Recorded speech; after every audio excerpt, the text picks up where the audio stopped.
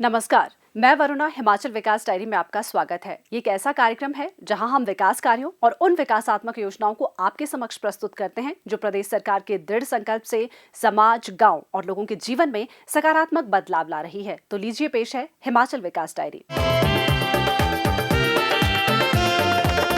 77वें गणतंत्र दिवस के अवसर पर राज्य स्तरीय समारोह शिमला के ऐतिहासिक रिज मैदान पर आयोजित किया गया। इस अवसर पर राज्यपाल शिव प्रताप शुक्ल ने राष्ट्रीय ध्वज फहराया। तिरंगा फहराने के बाद राज्यपाल ने परेड का निरीक्षण किया और भव्य मार्च पास्ट की सलामी ली।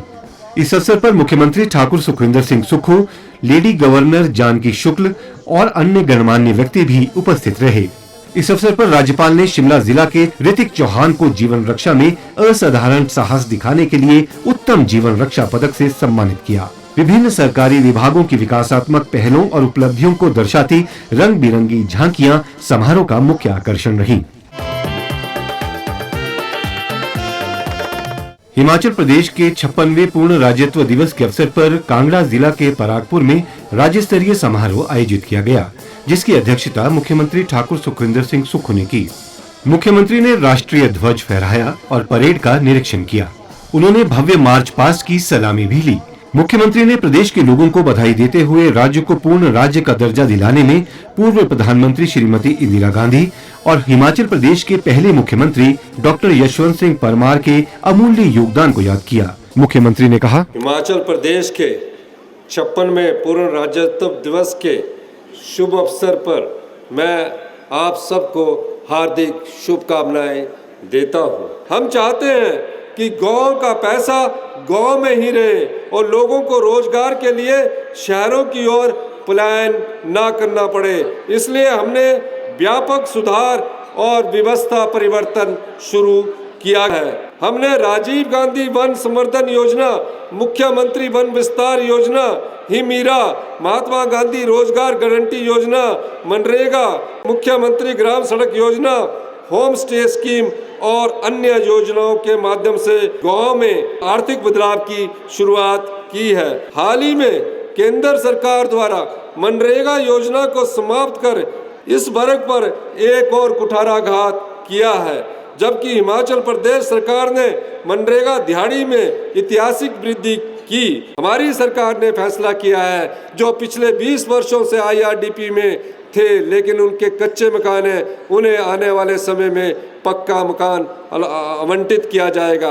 पिछले 3 वर्षों में सरकारी क्षेत्र में 24,020 युवाओं को विभिन्न पदों पर नियुक्तियां दी गई है। इसकी तुलना में पूर्व सरकार ने अपने 5 वर्षों के कार्यकाल में मात्र 20,000 पदों पर नियुक्तियां की थी। सरकारी क्षेत्र के अलावा हमारी सरकार ने अब तक निजी क्षेत्र में भी 56,855 युवाओं को रोजगार प्रदान किया है। हमने युवाओं की इस बुराई से बाहर निकालने के लिए चिट्टा मुक्त हिमाचल अभियान चलाया है, जिसमें युवाओं का भरपूर सहयोग मिल रहा है।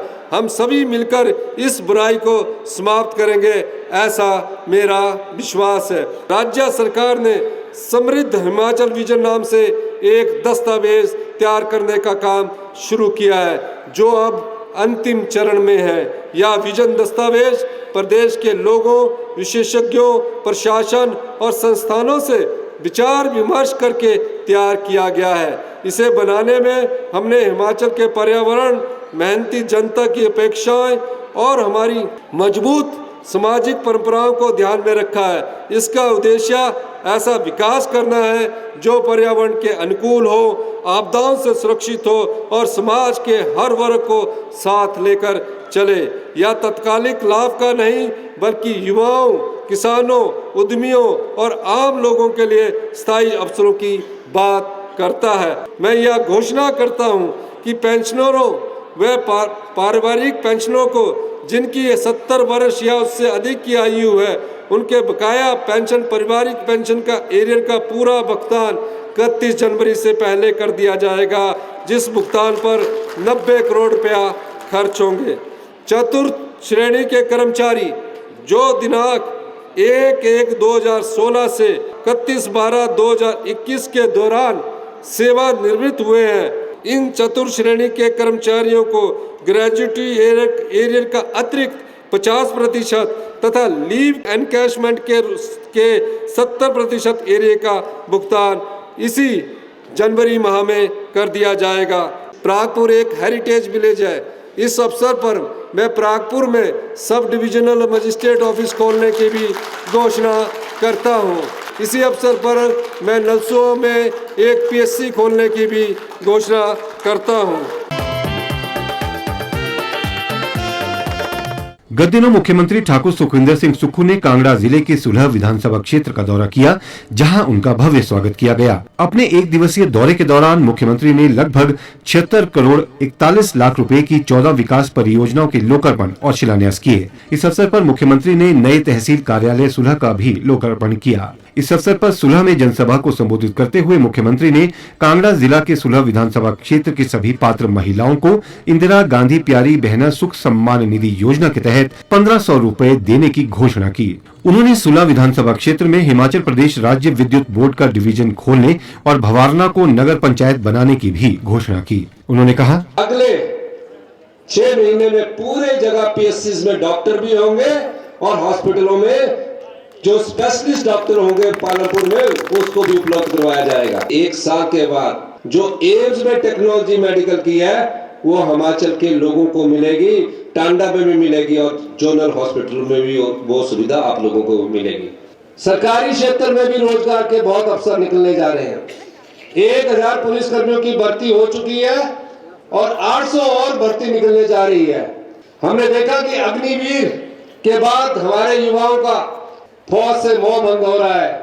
बीजेपी ने तो 4 साल की अग्निवीर दिए, हम अगले पुलिस वालों के रूप में 58 साल की नौकरी भी देंगे और ओल्ड पेंशन स्कीम भी देंगे। कांगड़ा में ये पहली विधानसभा क्षेत्र है जहां से महिलाओं को दूसरे चरण में 1500 रुपए देने की मैं घोषणा करता हूँ। अब वक्त हो चला है आपसे विदा लेने का। अगले सप्ताह नए अंक के साथ फिर होगी मुलाकात। तब तक के लिए दीजिए इजाजत। नमस्कार।